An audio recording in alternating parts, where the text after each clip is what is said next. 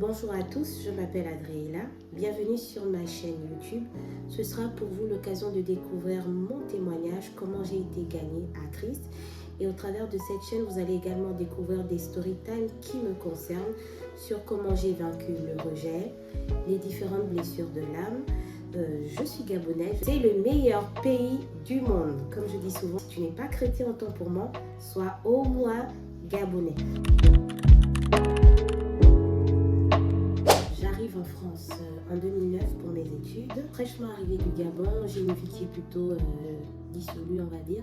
Je vais en boîte de nuit pratiquement tous les week-ends. J'ai des amis, je sors, je fais la fête, j'ai un petit copain. Dans ce contexte-là, je vis ma petite vie que j'estime être normale à ce moment-là.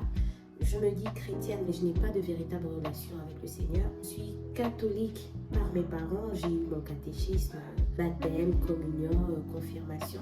Je vais faire dans ce contexte un rêve qui est très marquant.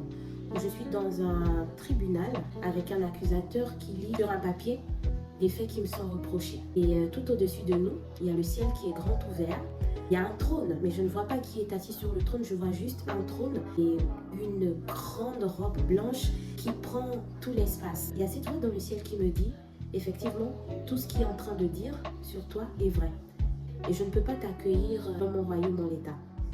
Et je me réveille, ça fait écho à moi, je sens que c'est quelque chose de réel et de vrai. J'ai vraiment cette conviction que c'est pas juste un rêve, mais que c'est vraiment le Seigneur qui est en train de me parler à ce moment-là. Disons que je pensais le connaître, mais je ne le connaissais pas véritablement. Je pouvais aller à l'église une fois le dimanche en passant pour me donner bonne conscience. Véritablement, je ne connaissais pas le Seigneur.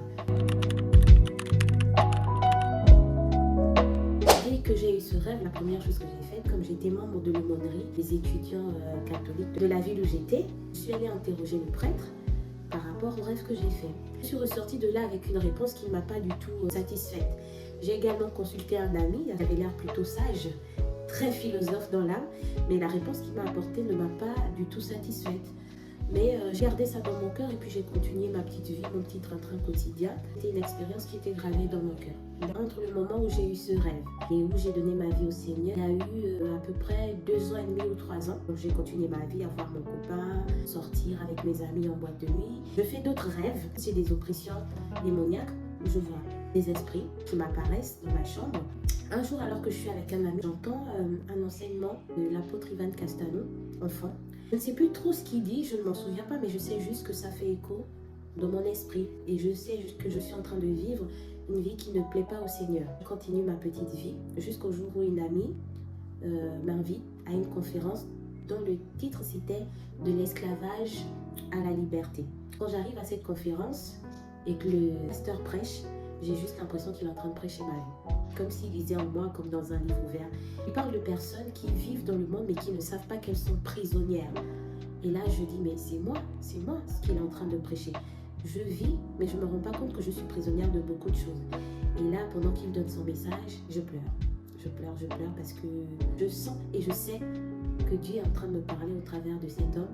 Je sais juste qu'après la conférence, je suis allée vers lui et je lui ai dit, c'est de moi que vous avez parlé. Donc à ce moment-là, on a fait la prière du salut. Et c'est comme ça que j'ai été gagnée à Christ et que j'ai rejoint la grande famille de Dieu. Le changement ne s'est pas fait subitement, ça a été progressif. Dès que j'ai fait la prière du salut, dans la semaine qui a suivi, le dimanche, j'étais à l'église. Mais je n'ai pas été à l'église parce que j'avais envie d'aller à l'église. Mais comme j'aime le dire, c'est le Saint-Esprit qui m'a fait venir à l'église. Parce que dès 4 heures du matin, je n'avais plus sommeil. Et je tournais en rond parce que venant d'une famille catholique et ayant souvent des témoignages un peu biaisés de certaines églises, je ne voulais pas y aller. Mais à 4 heures du matin, tu n'as plus sommeil, tu ne sais pas quoi faire, je vais aller à l'église ce dimanche.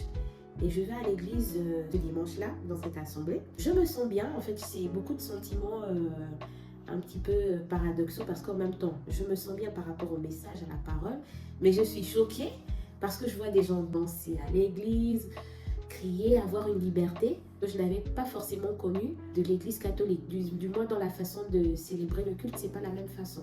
Pendant les 2 mois qui ont suivi le moment où j'ai dit oui au Seigneur, quasi pratiquement tous les dimanches, à partir de 5 heures du matin, je n'avais plus du tout envie de dormir.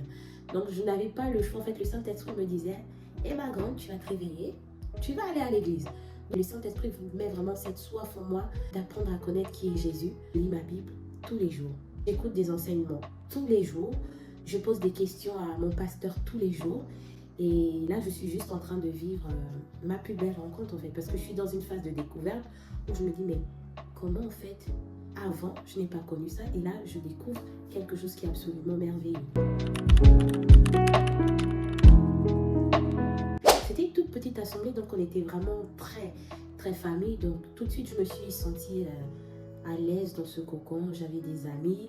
Dans cette cellule familiale où j'évolue, je vais faire la rencontre de quelqu'un qui va être très particulier pour moi. Ça va être un ami dans un premier temps. Et cette personne sera également mon fiancé. Quand moi j'arrive à l'église, on se lie d'amitié. Une chose en entraînant une autre, on se fréquente, on apprend à se connaître.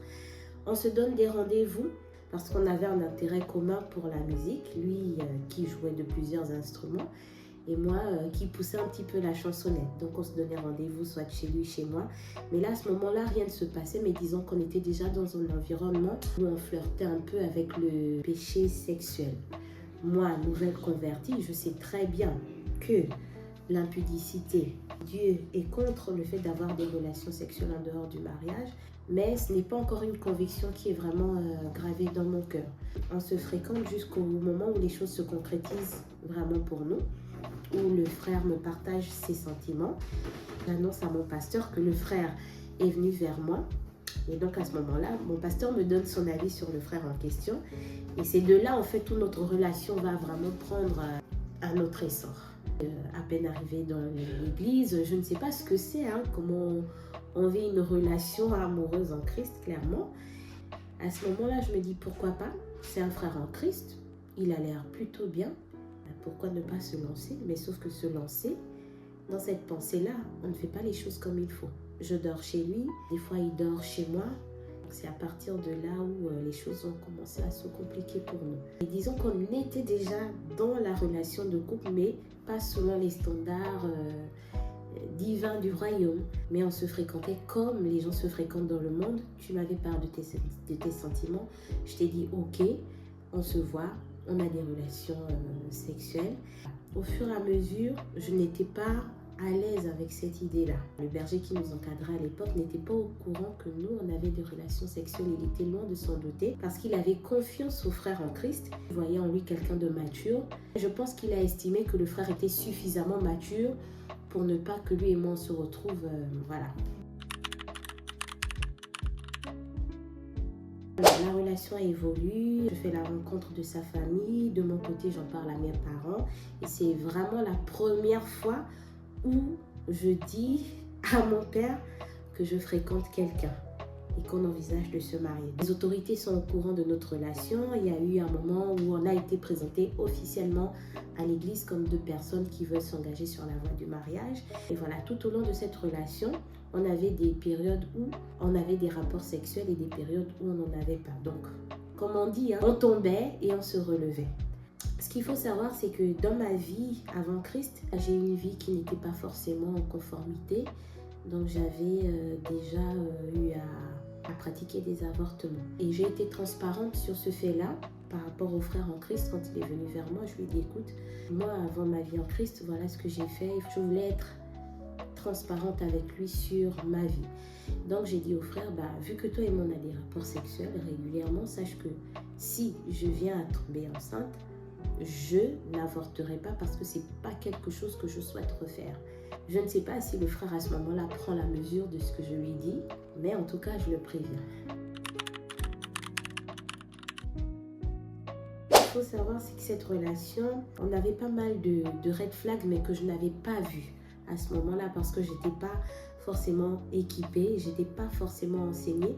Dès le moment où on a dit qu'on s'engageait vers la voie du mariage, on n'a pas été accompagné, donc ça n'a pas aidé aux choses. La relation évolue, on a des disputes comme tous les couples peuvent avoir. Bon, du moins c'est ce que je pensais. J'ai des choses de mon caractère que je manifeste, lui aussi. Disons que moi je prends le temps de, quand j'ai des mauvaises actions, de demander pardon. Je m'excuse auprès de lui et en même temps je cours aussi derrière nos autorités pour demander mais quand est-ce qu'on avance, on a besoin d'être encadré, il nous faut des cours sur le mariage. Et dans cette phase-là, on continue d'avoir des rapports sexuels. Et même durant ces moments d'intimité clandestine, le frère en question me dit, en fait, tu es déjà ma femme, le mariage ce n'est qu'une formalité entre toi et moi. Donc clairement, c'est comme si c'était déjà plié, mais c'est pas du tout ce qui va se passer. Arriva ce qui devait arriver quand un homme et une femme vont ensemble, la grossesse. J'attendais mes règles et puis au fond de moi, j'ai cette conviction que je suis enceinte. Et là, je me rends à la pharmacie et je leur demande un test de grossesse. J'explique, la dame, elle me dit, mais en fait, c'est trop tôt pour savoir que vous êtes enceinte. J'insiste quand même, je prends le test de grossesse. Et c'était l'après-midi, on n'était pas le matin parce qu'ils disent oui, il faut faire le test avec les premières urines du matin. Et là, je fais le test de grossesse. Il est positif. Au fond de moi, je le savais. Alors, comment je réagis? Je ne suis pas bien quand j'ai la confirmation de ce que mon esprit me rendait comme témoignage que j'étais enceinte. Je ne suis pas bien, je suis paniquée, je me dis mais qu'est-ce que j'ai fait? Qu'est-ce qu'on a fait? C'est plus comment l'annoncer aux autorités. Je parle de mes pasteurs et des anciens de l'église. Mais je sais aussi immédiatement que ce n'est pas quelque chose que je dois cacher. La chose qui a été beaucoup plus simple pour moi, c'était d'en parler à ce moment-là à la femme de mon pasteur. Je me sentais plus à l'aise de le dire à son épouse qui, elle, allait se charger de transmettre la nouvelle, voilà. Très bonne question. Je vous invite à le découvrir par la suite.